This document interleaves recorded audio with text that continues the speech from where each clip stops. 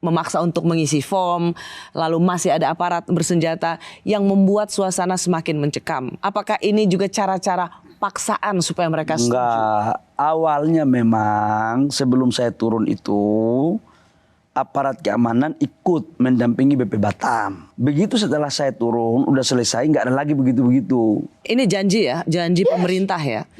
Jadi gini, sejak saya turun ke lapangan, sejak saya turun ke sana, saya tarik aparat keamanan.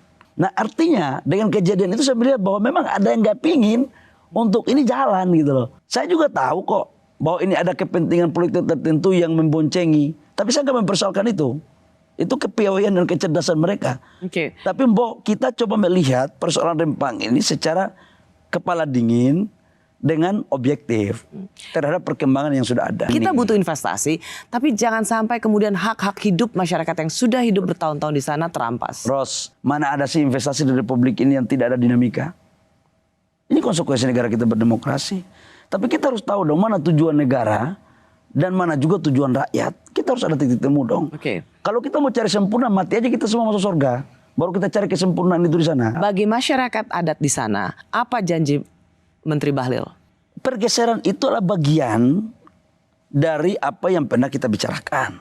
Tapi metode pergeserannya ini yang kita harus bicarakan. Tidak ada lagi aparat yang mau datang ke rumah-rumah. Tapi harus ada aparat yang jaga di pos-pos mereka. Untuk jaga stabilitas. Kenapa? Karena yang datang ke situ bukan hanya dari rakyat di situ, Ros. Ada pihak eksternal yang masuk, Ros. Justru kalau kita tidak menghadapi orang kayak gini, negara kecolongan. Ya. Kalaupun memang pergeseran itu adalah final, maka masyarakat-masyarakat di sana, terutama yang ada di kampung-kampung tua, tetap mendapatkan hak-hak seperti semula dan kehidupan yang lebih baik. Kehidupan lebih baik, mereka hidup dengan kultur yang ada, ya Ros ya. Kemudian mereka ikut mengambil bagian sebagai subjek dan objek dalam pembangunan investasi, ya.